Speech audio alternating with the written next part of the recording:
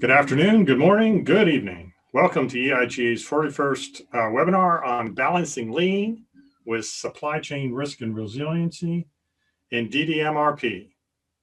We appreciate that you are taking the time to attend Enhance International's webinar with Lean Methods Group of sponsors and the Supply Chain Risk Management Consortium. We're all focused on building that evolving, resilient enterprise. This is the first webinar on this topic, and we're fortunate to have with us our tenured experts, Dave Silverstein and Greg Schlegel, along with our guest panelists, John Brown and Carol Ptak. We look forward to an interactive webinar consisting of a few polling questions, but really we want you to raise your hand and put it in the chat. We might open up the lines a little bit later. Please feel free to enter your response to the polling question of the priority of what you would do in trying to balance lean and supply chain risk management and demand-driven materials or materials requirements planning. So my name is Jim DeVries. I'm the founder of Hansen International. We're a platform of about 50 consultants, consulting companies, and SaaS providers dedicated to empowering your organization's workforce by leveraging our partnership network. Our goal is to provide collective, collaborative, experienced thought leadership to enable organizations to deliver self-sustaining positive margin growth, the competitive advantage. We focus on 90-day plans and sustaining those goals. If you are looking for this information, you'll find it at the EIG website after the webinar. So feel free to look at that, and all attendees and registrants will receive the slides. This is the last of the webinars for EIG until we resume in late August, early September. In September, we will rekindle or start up our webinars on artificial intelligence, de-risking large-scale projects, leveraging digital twins, and a rapid skills deployment. With that, I'd like to get started with the webinar and have our guest panelist, John Brown. We'll start with John, and he'll give an introduction, and then we'll go around. John. Well, hello, everybody. This is John Brown. Spent a lot of my career in risk management along the value chain and supply chain, currently working in the enterprise risk management space as well as the subsets of enterprise risk. I'm Associate Director of ERM Solutions at Guidehouse. I have spent, as I said, a lot of times in large global companies developing and implementing a risk management program across global operations of the value chain, all the way from corporate technical functions all the way to business units and product manufacturing sites. So I look forward to the discussion here. There's always creative tension between risk management professionals and supply chain leaders. At times we seem to be at odds in what we're rewarded on, but there is actually a good nexus of commonality among what we're trying to do. So back to you, Jim. Thanks, John. Carol Ptak from the Demand Driven Institute. A few words of introduction. Hi, John. Great. And I appreciate being invited today. It's an exciting topic to be talking about, is the idea of resilience and robustness in our supply chains. And my background comes from over 40 years starting as a practitioner in medical devices and then going to aerospace, consultant, worked for IBM for a while, was recruited into PeopleSoft, where the first concept of demand-driven manufacturing started in 2003. After the hostile takeover by PeopleSoft, went to education and taught at the university as the executive in residence at Pacific Lutheran University until 2007, when Chad Smith and I started to collaborate and take demand driven to the next level. I've written several books on the subject, and for the quiz at the end, I always love it when I go to an APIX conference or now ASCM, people will introduce me as the first female president of Apex, and I always ask him when the second one was because it's 22 years later, and I'm still the only female to have served in that role. But an exciting time to be associated with that organization for over 40 years and talking about supply chain and how we move forward. Great. Thanks, Carol. Dave? Hey, Jim. Yeah, thanks for having me. Excited to engage in this conversation with everybody today. So I've been running the Lean Methods Group since founding it 20 years ago. And Lean Methods specializes in very methodical approaches to business. So Lean, Six Sigma, methodical approaches to strategy and innovation. And obviously supply chain cuts across all of those disciplines. We know for the last decade, we've been thinking more and more about how to best manage our supply chains. And the last year has really just brought everything that we've seen over the last decade, really going back to maybe even the .com crash. It's really brought it all home. So this is a great topic and a great time to be talking about how companies can rethink the ways they manage supply chain risk. Very excited to join in. Thanks, Dave. Greg? Hey, Jim.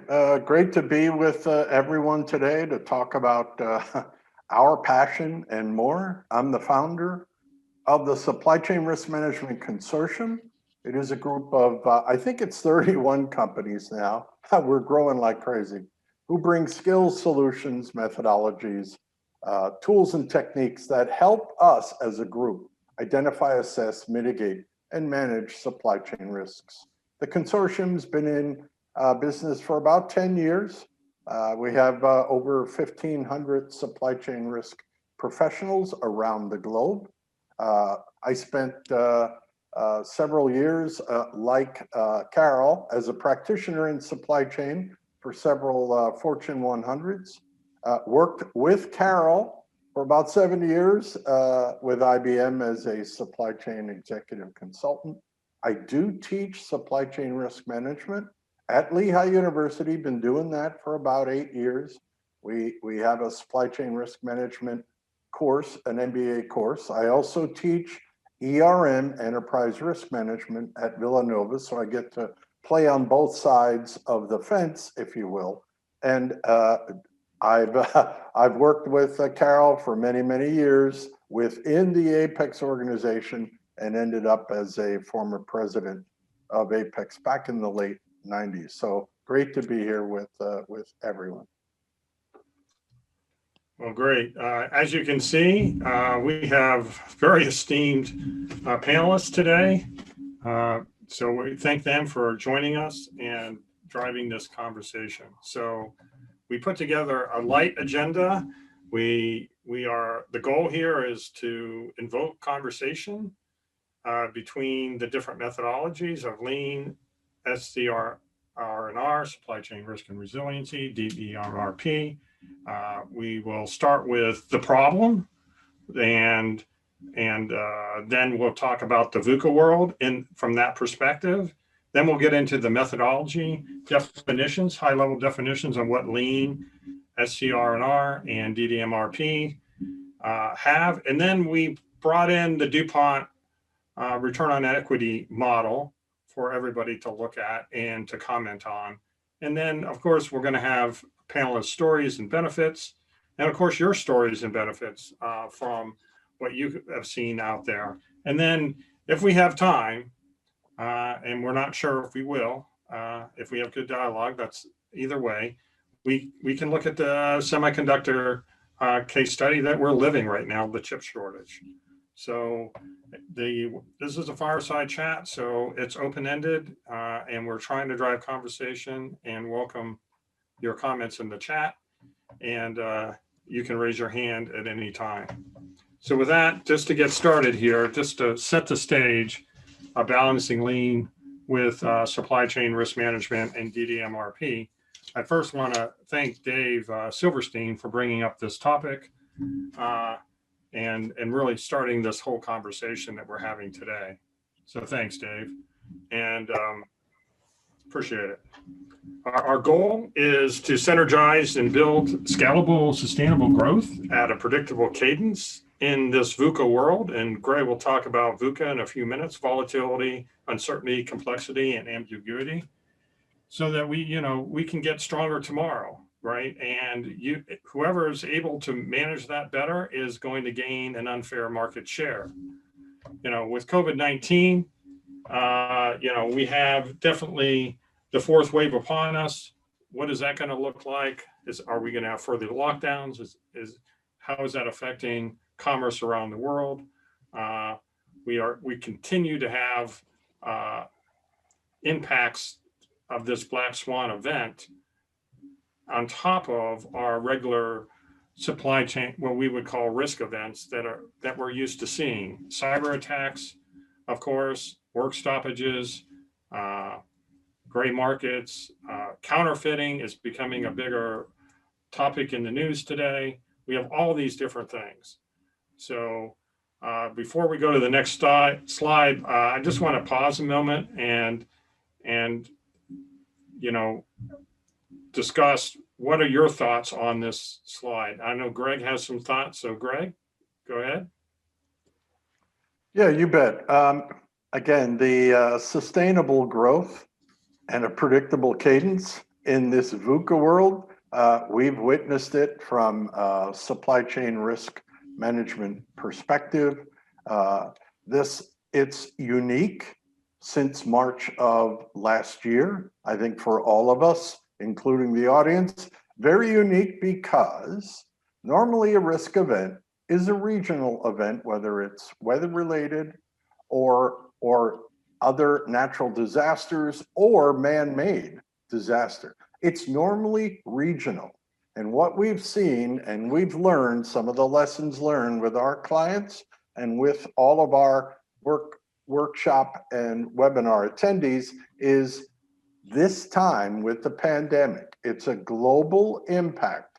No industry sector has been immune. So this is one of a kind where all the disruptions, both demand and supply, are impacting every single industry sector for the first time globally. We're going to talk about that in detail, I'm sure, during the session. So that is kind of the aha from our point of view over the last year. Great. Thanks, Greg. And Dave, did you have a few words you wanted to share with us on this slide? Sure. I would just say the other things that we're seeing going on are very COVID related, but I think are going to last into the future. One very, very big one is the national interest. So where historically there's been a storm, there's been a labor strike, something very regional, isolated to an area, an industry. We didn't see governments get heavily involved in managing their national supply chain. The national interest has really come to the forefront now with concerns over Chinese control of chip manufacturing, for example, with the ability to produce personal protective equipment and drugs and turn them around quickly. So not only do we have to deal in the future with all of the normal disruptions that we've seen in the past, probably a little bit on steroids, but now we have to weigh much more legal and regulatory risk to supply chains as well. So the problem just keeps getting more and more complicated. And it is to the point where we can't just fly by the seat of our pants. We can't just decide that we're going to go keep a warehouse nearby fully stocked. You're going to see much more vertical integration, horizontal integration, trying to move supply chains closer to home. This whole supply chain landscape over the next decade is really going to be transformed in ways that we can't even imagine yet. 3D printing is going to have a big effect on supply chains and how we actually produce those things in our supply chain. So this subject is going to get more complicated and it's going to require more and more attention. Great summary. Thanks, Dave. Anybody else have any comments on this overview slide? Yeah, Jim, I'd like to jump in. I think what was really unique, to build on what Greg was talking about, is that this latest pandemic was just the latest of a series of major disruptions that have hit the world. And I think what made it more interesting is there was a great article that was written by Martin Reeves out of Harvard, where he talked about the risks in the VUCA world, where he talks about something like a fat tail risk, which is what we've just been through, but that he also identifies the risk like a contagion, collapse, discontinuity, obsolescence, and rejection. And I think what really made this pandemic interesting and so effective globally is that it started up a chain reaction, where we started with the fat tail risk, but then it was a contagion risk because it spread quickly to other parts of the business. And then quickly what ended up happening is that there was an obsolescence risk as companies didn't adapt to the change, the dramatic change in the consumer needs, which then caused the collapse risk. So where we normally usually handle only one of these risks at a time, now we've actually had to handle all six at the same time. So where we've had major disruptions, and repeatedly so, and they seem to be coming faster and faster, I think what was really unique about this one in the VUCA world was the fact that it started off a chain reaction where we had to handle all these risks at the same time. Yeah, that's a great summary. Great way to put it. Thank you, Carol. Any other And comments? This is John Brown. A couple comments about it. I've heard the COVID situation called a black swan. It really wasn't a black swan. We've known about it for years. It was just such a remote possibility. I think there will be longer term effects from it, as some of you have alluded to already, in that this was a drastic change forced upon us. And it has gone long enough that there are systemic changes in the way the workforce accomplishes its work, as well as how consumers source and obtain products. So and even the whole office commercial real estate market has changed. So there are going to be long-term effects of this that we won't be able to understand for years to come, but I think we can get a view of how it might change society and risks overall over the coming years and decades. Thanks, John. Sorry, now my mouse is taking off on me. It has another idea. So perfectly said, John.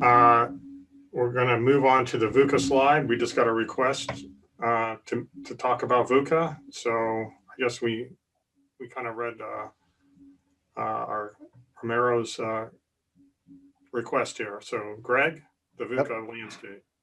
As presenters, we love it when the audience goes to the next slide. It's great synergy. Good posing, Romero. What the heck is the VUCA landscape? This is our slant on it. Volatility, quick definitions for you. This describes something that is liable to vary or change, sometimes very quickly and often for the worse. And to us, this is COVID, as we all talked about it, including Carol, and the government lockdowns, all right? So that's the volatility we've all been living with. The next one, uncertainty. What is that? That's the state of not knowing or being able to rely on anything. And that to us is the demand and the supply shocks that we've all talked about briefly in terms of the cause and effect from the lockdowns.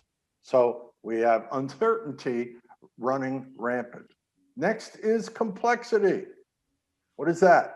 This can be defined as something with many parts in an intricate arrangement. What is that? That is our global supply chains. You don't have to be a $10 billion company to have a global supply chain now. Why?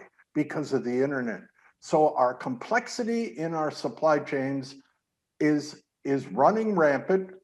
I'm not going to say it's a good or bad situation, but we have grown globally in the last 20 years, all of us. And the last one is ambiguity. What is that? Something is ambiguous if it's open to more than one interpretation. And we would just submit to you all that it's all of the above. That basically is our VUCA world as we see it today. And we're all wrestling with that going forward since March of 2020. Thanks, Greg. Any comments or questions on the VUCA landscape and what we're living through?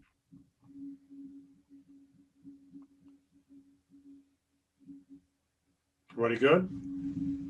I'll move to the next slide and we'll talk about the infamous bullwhip effect that we're living through. Yep. Yeah, we wanted to reinforce the VUCA world definitions with the, I'll say, infamous bullwhip effect. We call it the effect on steroids. All right. We'll just give you a brief discussion, kind of get everyone grounded on the bullwhip. It's been around for 40 years in the world of supply chain. What's the definition? We like this one. There's many.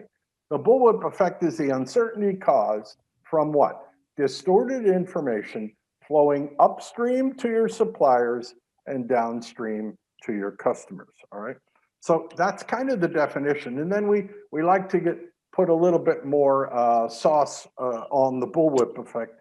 On the top left, we have its effect on the demand side of any supply chain. So the left side of the wavy line up top is the customer. And the classic deal is any small change in the amplitude of demand can manifest itself into quite a large disruption as you go through the supply chain back to the manufacturer and the supplier. On the top right of the slide is you can have its effect on the supply side of the business. So the left side of that graph is perhaps a factory or a foundry. They can experience a risk event which disrupts the flow of goods, information, and funds downstream to the ultimate customer.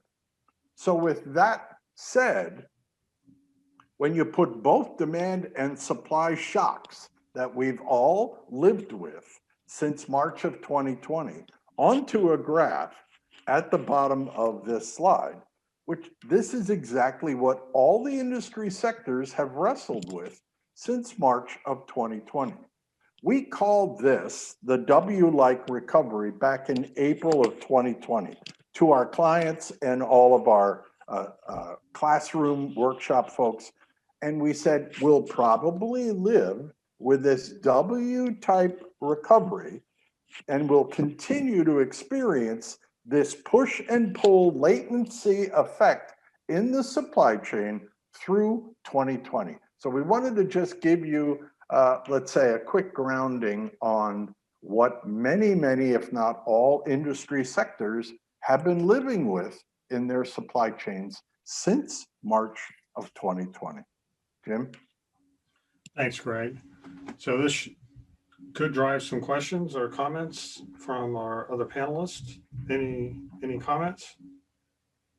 Yeah, I'd like to jump in on here because I would challenge Greg that this W effect has been around well before March of 2020. This is something that's actually been in supply chain for the last probably 20 or 30 years. And even before that, it's the speed, it's the clock speed that industry's been moving at, which has exacerbated it and showed it to be the kind of issue that it is today, because now we're living in a more connected world at the same time that we're living in a more extended world. The supply chains have extended around the world. They've become more fragile. And the technology that we have now has really removed the latency of information, which has exacerbated this effect. And I think what this clearly shows is that any solution to robustness and resiliency has to deal with both sides of variability at the same time, both the bullwhip coming from the demand side and the bullwhip coming from the supply side. And that the answer isn't one for each, is that the answer is something that mitigates that variability coming from both directions. But I would challenge, I think this effect has been around much longer than just the last couple of years, and blaming the pandemic on the problems that companies are really experiencing today is sort of like blaming the iceberg on the sinking of the Titanic. You know, all the iceberg did was expose the design flaws of the Titanic when it hit, and the pandemic is just the latest in the series of events that have happened to us. Because I would agree that it was not a black swan event. We knew it was coming. The only thing we don't know is where and when, but we know it is coming, and that what this has shown us is the design flaws in our supply chains, that they're ill prepared to be able to handle this kind of variability and volatility that has been exposed. And this W recovery is something that is manageable with something that would manage both that upstream and downstream variability at the same time. No, Say, no, and then I'll let Jim, no argument with your comment, Carol. I think the big aha for us was the amplitude of the shocks, the amplitude, the amplitude of the wave. I think the pandemic just made that's why we call it the bullwhip on steroids.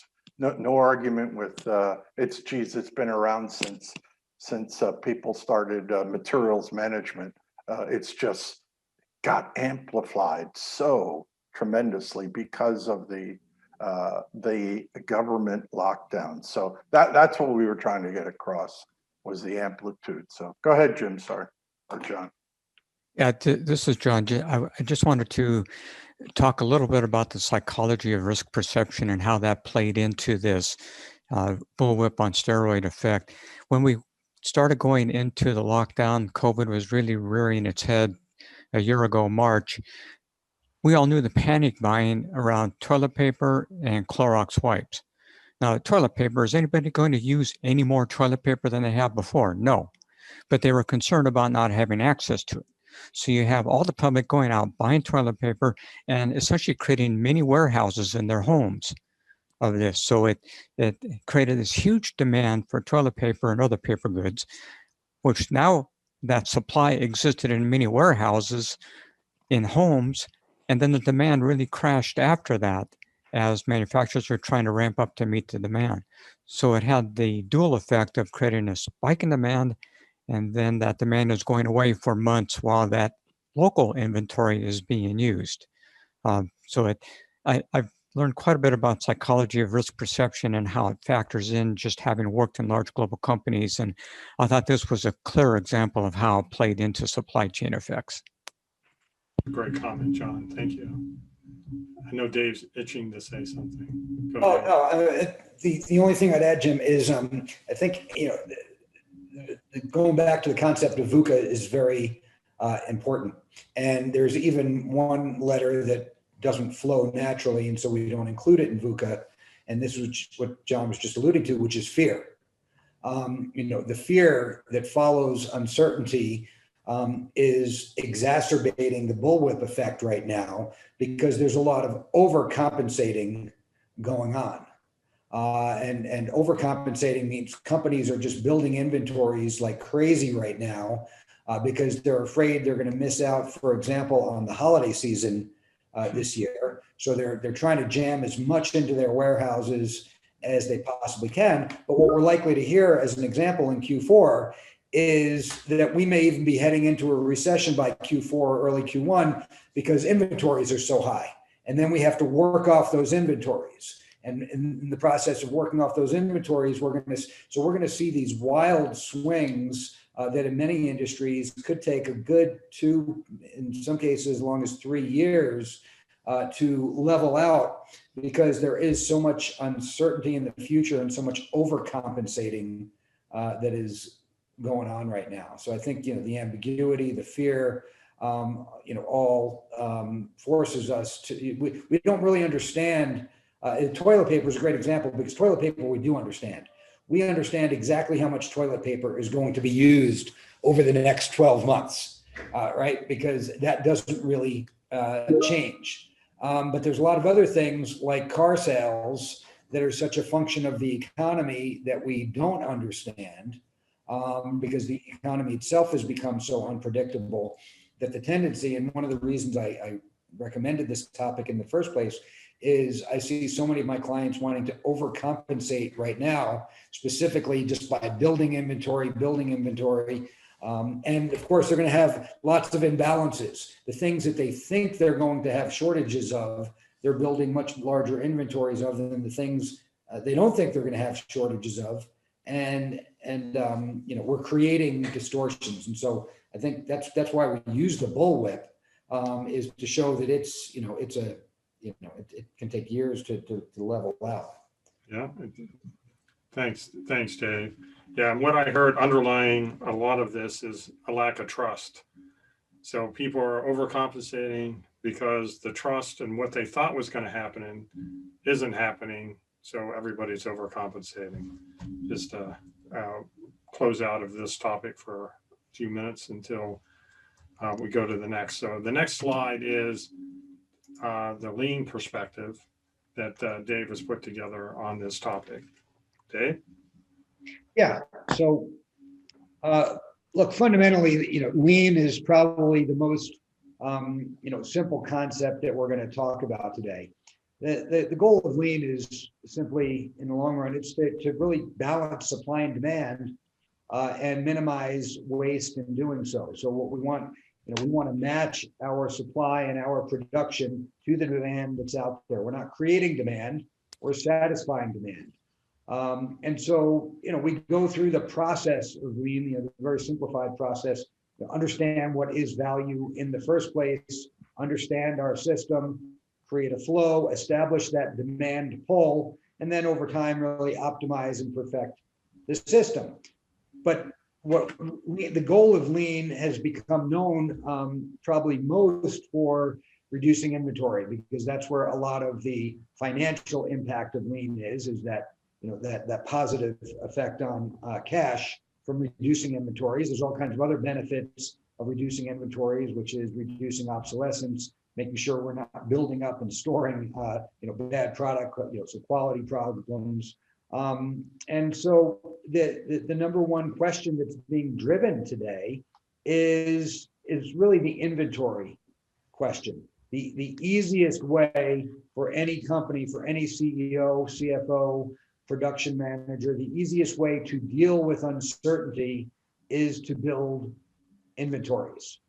And that's really going to exacerbate that bullwhip effect. That's going to reintroduce so many of the problems that we've been trying to drive out of the system over the last several decades through lean, which is that obsolescence problem, tying up our cash. Of course, we also have the issue that cash is cheap today.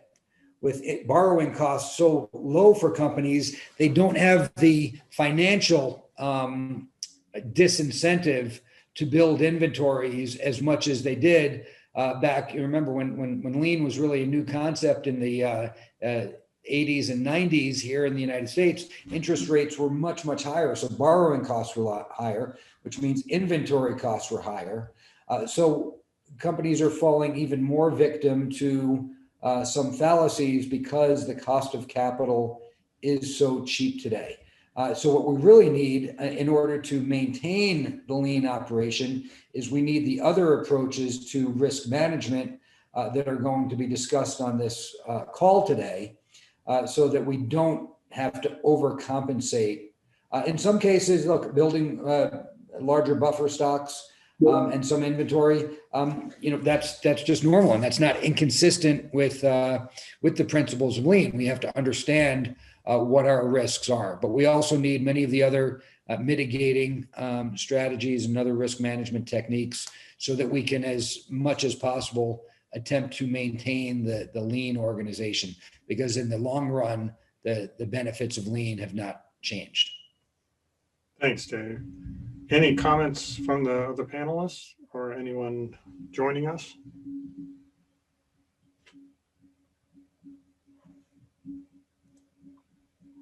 Sounds like you sold them all, Dave.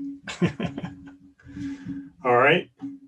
So with that, we'll move on to looking at supply chain risk management. And John will lead us through this. All right. Thank you, Jim. Real quickly, I wanted to put in perspective where the risk management processes fit in relation to everything else we do to control and respond to risk. Risk management itself is pretty simple.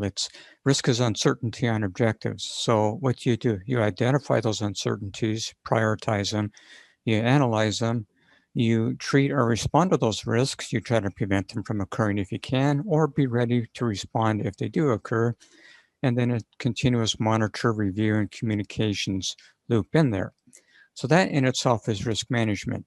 You apply it across a certain context. It can be the entire enterprise, it can be a value chain.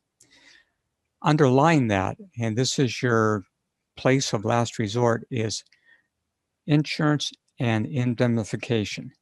This is where you pay somebody else to take a financial risk for you, or you put the burden on your suppliers or contractors that if something goes wrong that's identified, they will keep you from financial ruin. So it's your last stop from financial ruin and disappearance. Typically, that is used less and less. We become more and more self-insured, and the insurance that we do buy or the indemnification are only the very drastic things. Okay, so then we do the risk management on top of that. And then layered on top of that are probably the most common response activities for companies that make physical goods, or actually anybody that provides a service too, because you're still dealing with resources, you're dealing with products. Business continuity planning, which include technology recovery planning and emergency response. That's typically your first action for risks that you are not able to prevent in the first place. And then on top of that is incident management and crisis resolution. That's when things get out of your own control. And we've seen some pretty drastic examples of poor incident management and poor crisis management that has caused companies a lot of pain. So that pyramid there, if you will, is all-encompassing approach to risk and risk response. Now, the key here is that those risks that you're not able to prevent or not willing to prevent, your approach there is to be able to detect when they occur as early as possible, to know what you're going to do to respond, so therefore start responding as quickly as you can, and then go into recovery mode. And if we go to the next slide, well, first off, I'll pause right there to see if there's any questions about that whole concept. Okay, let's go to the next slide and talk about the importance of this. These curves on here are intended to show the relationship between how quickly you detect one of these major risk events, and then how quickly you start your response from the time it was detected, and the impact it has. Now, these are theoretical curves, but I presented this at many conferences, and I have people come up to me afterward and say, this is exactly what has happened to them.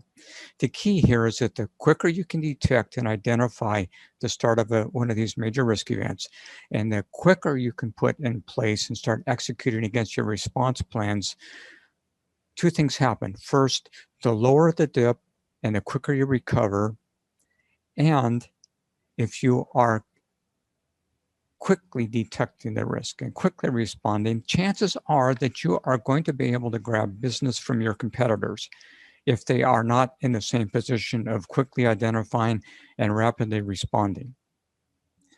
So that were some of the keys to the overall concept of value chain risk management and how we respond to those risks that we don't have a way, or we don't want to find a way to prevent from happening. Thanks, John. Any comments from anyone on this? Excellent explanation. Great explanation. Okay, move on. Carol's next.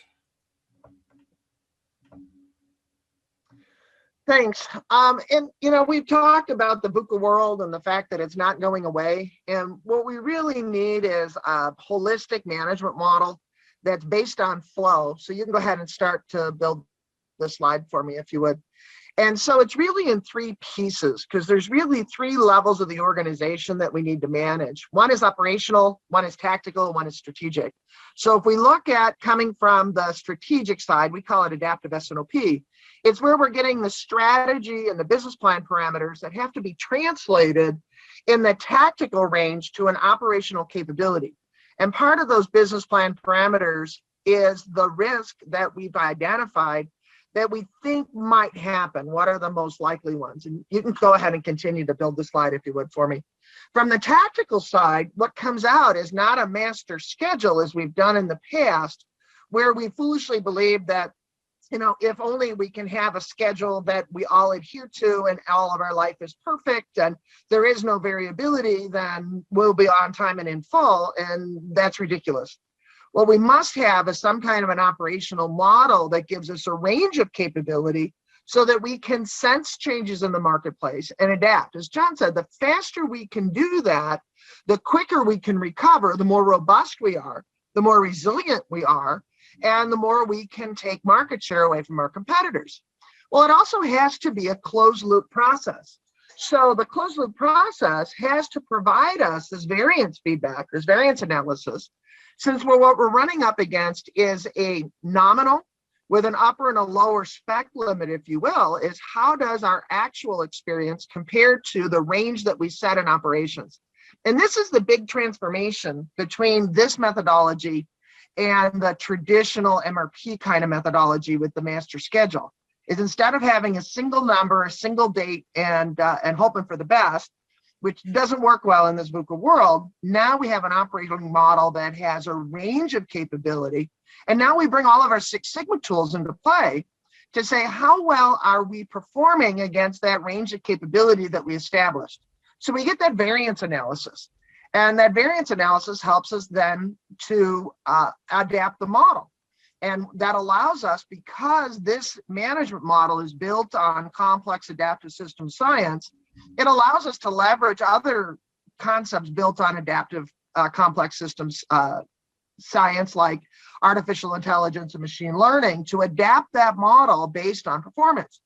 But then, because we can translate a strategy to a capability, we now can look at different scenarios and translate those scenarios back into what the choice is at the strategic level and what the consequences would be. And this is something that's a major missing link today in today's management model, is that senior management has little understanding of the choices that they make, what the consequences will be on return on investment, because they don't understand how that bubbles through, the kind of inventory positions, the kind of insurance positions, the kind of risk mitigation. So this model is both at the same time inside out as well as outside in, because the operating side takes only actual demand. From the strategy side, we're looking for market-driven innovation. Where is it that we want to go in the market? So how do you start with this? Well, to start with this, we've got to go to the next slide, and it's the operating model. That operating model is critical because this is the major transformation. For 40 years, we've all been trained that it's about a single part number and a single date, a single quantity called an MPS, and that all of our planning is dependent. And what we try to do is do it faster and faster. The reality is we have to, as John said it so well, we have to be able to sense and adapt. How quickly can we sense changes in our market, adapt our planning and production, pulling from suppliers, do it all in real time, take advantage of the technology that we've got? Well, that's where the little DDMRP sits. And it's always interesting how people, position DDMRP as the be all and end all, when in fact, it's just the starting point. The first thing that we have to do, and it seems a little weird that the whole transformation of a business starts with the change in how we do formal planning, but it's because we now have to adjust to having a range of capability. And that range of capability then allows us to schedule, it allows us to execute, it allows us to get us that fast feedback, and you can go ahead and build this slide up too if you would. Allows us that fast feedback in real time so that we can do that sense and adapt. And so this is the key. DDMRP is not the destination. DDMRP is just the first step, because it is the breakthrough idea that allows us to have a range of capability rather than being limited to a single master schedule. Now, the key is there's 5 steps to DDMRP. The first is the strategic placement of decoupling points. And the reason it's strategic is because it determines customer lead time and our inventory investment. As we've discussed earlier, a lot of companies are building a lot of inventory in exactly the wrong spots. And as we go around the world, I always ask executives, do you have too much of the wrong stuff, too little of the right stuff, and overall too much stuff? And the answer is always yes. It's because there hasn't been a methodology that says, here's the right place to put the right amount of inventory, which maximizes return on investment. Because in some cases, by adding inventory, we actually improve ROI. And in other cases, by adding inventory, we decrease ROI. And I know that sounds heretical, but this is really the key. Is the first step is that design. And as I said earlier, you can't blame the iceberg on the sinking of the Titanic. What it did is it exposed the poor design of the Titanic, and the pandemic has only exposed the poor design we have in the supply chains. So what DDMRP does is only as the first step, it starts to expose very visually the need for a supply chain design that considers, we use 6 factors, one of which is risk. One is outside variability, and considering very specifically, how do I design a supply chain so that we do that? And the whole idea of a balance or finding an optimal point, to me, is just utterly ridiculous, because what it really is all about is it's all about flow. If we focus on flow, whether it's regard to Lean or Six Sigma or risk management, it's all about flow. And as we improve flow, we improve return on investment. So DDMRP is really just the starting point of this idea of moving a company to managing by flow to drive ROI. Because the reality is when you manage by cost, then you'll always destroy flow. If you manage by flow, you'll always improve return on investment. So that's why the S&OP process is an overseer of this model configuration, because that DDS&OP, that tactical sales and operations planning process, is that missing link between what's going on in operations and what's going on in strategy. Jim, I'll turn it back over to you. Thanks, Carol. It's music to my ears the way you talk. You can always tell when you walk into a factory or on an office floor, the cadence in the organization, and then that is related to the flow. So it flows right into this. If they're not doing this well, everybody's in chaos. If it is, you start building that cadence and flow for the organization.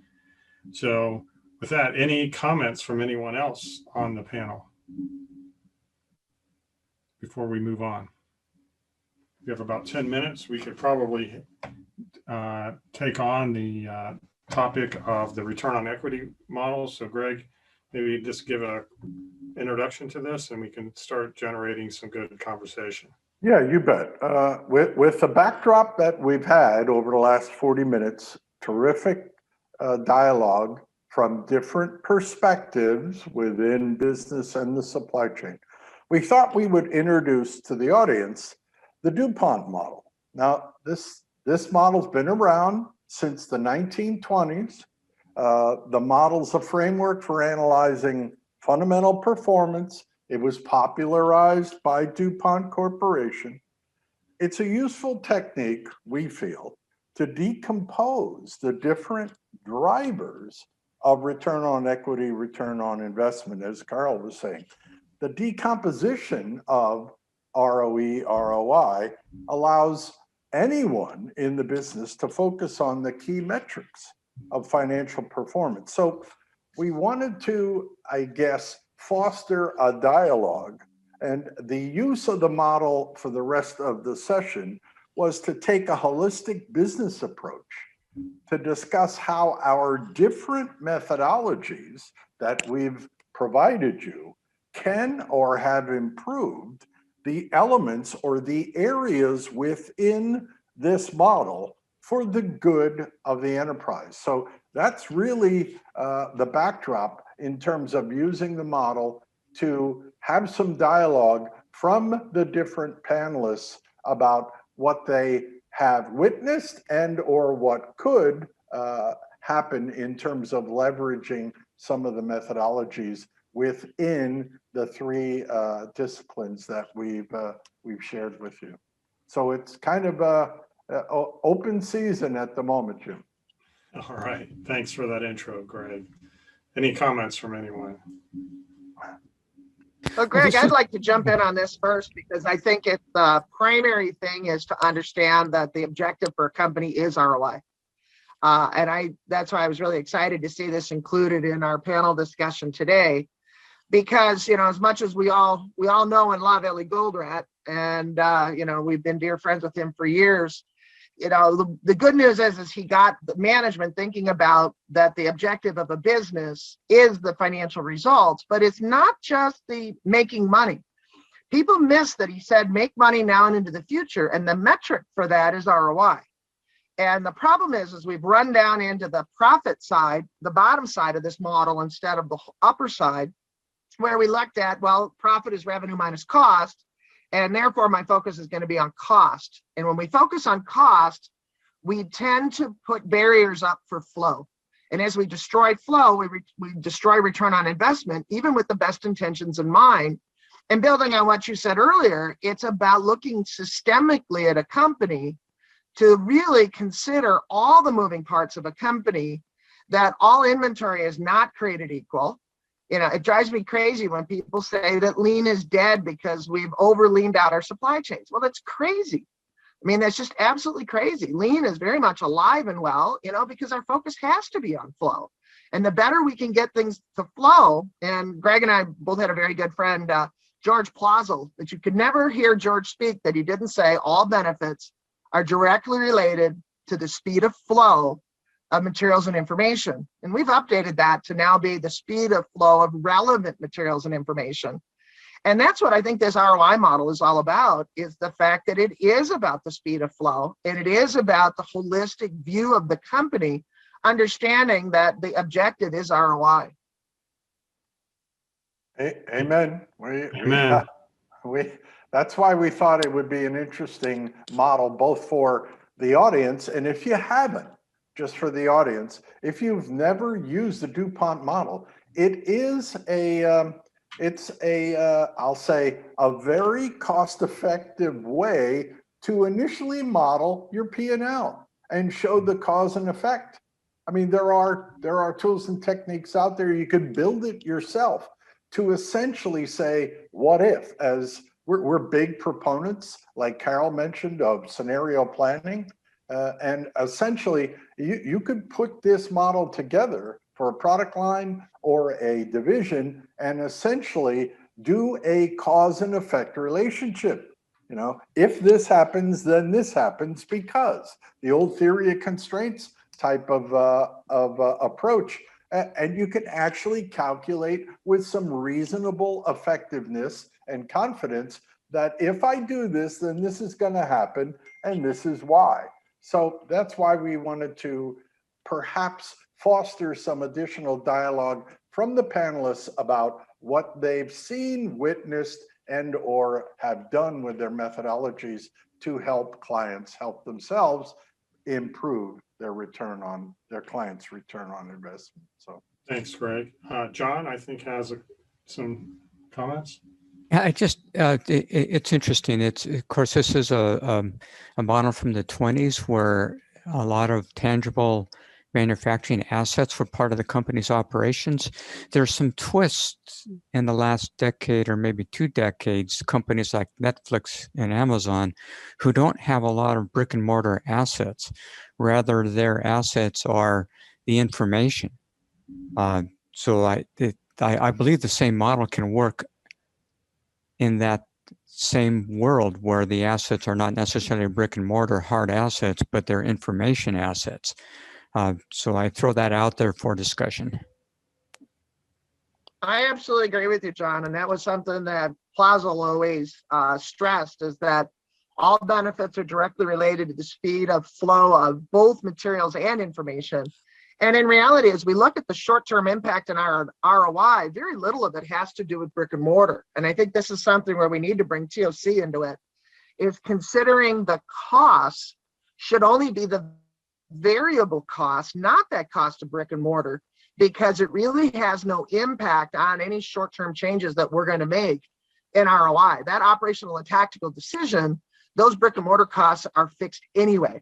So it's really taking this ROI model and taking gap out of it, another thing that we inherited from the 20s and 30s is this idea of trying to allocate costs, and I don't care if it's the standard cost where we allocate labor over overhead over labor hours, or if we try to do ADK to ABC, we're fooling ourselves if we think we can allocate fixed costs to make any difference on them. And that's why the demand-driven adaptive enterprise model has those three ranges of operational, tactical, and strategic. In that operational tactical range, those costs are fixed, and to truly affect ROI, therefore they're not relevant. So that's why I'm very excited about this model. I mean, F. Donaldson Brown came up with this when he was at DuPont. And it's a very powerful model because it does speak to flow. It speaks to what we've been trying to do with lean for years, but pure pull in this VUCA world isn't gonna work. But that's not what lean's all about. Lean's about continuous improvement. How do we do that to continually improve flow? But lean has never addressed the material planning side. How do you do that kind of material planning in this VUCA world? And that's why Demand Driven has built on Lean and Six Sigma and traditional planning with some innovation to make it that ability that at the enterprise level, we can sense and adapt to what's going on in the marketplace. Thanks, Carol. There's a comment in here. George P. was thinking an ROI lean flow well before most others. I didn't realize this until the 1980s from Mr. Forche. So thank you for the comment. Dave, do you have any closing comments on this before we wrap up? No, I think everything's been very well said. And yeah, we just have to stay true to the principles that we know work.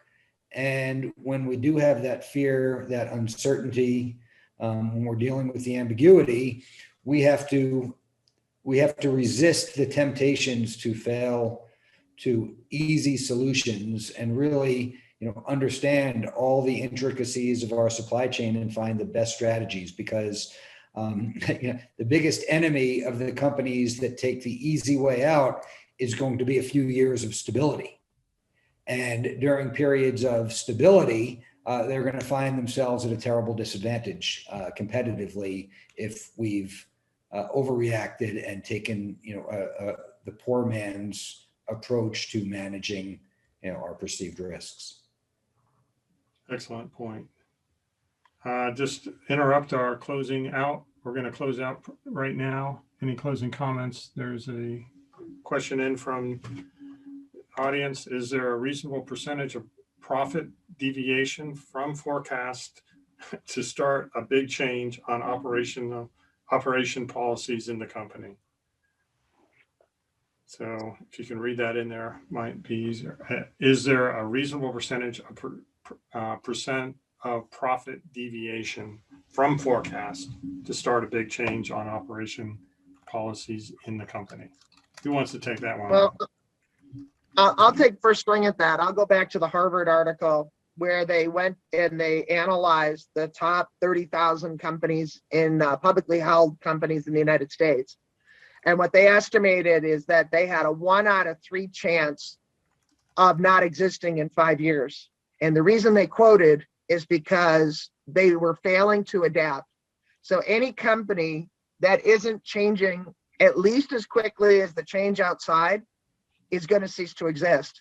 So a reasonable percentage is you got to start to look at that profit deviation in a Six Sigma way ahead of time to not let it cross that line, to understand and manage your company using process control, which is only possible when you have an operating model that's based on flow.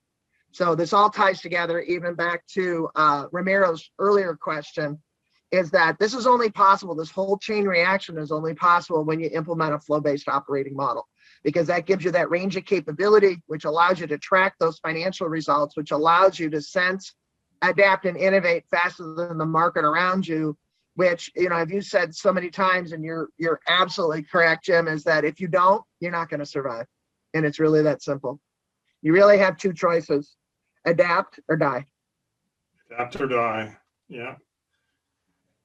So, great summary, great answer, Carol. I couldn't add any more to that. That was perfect response.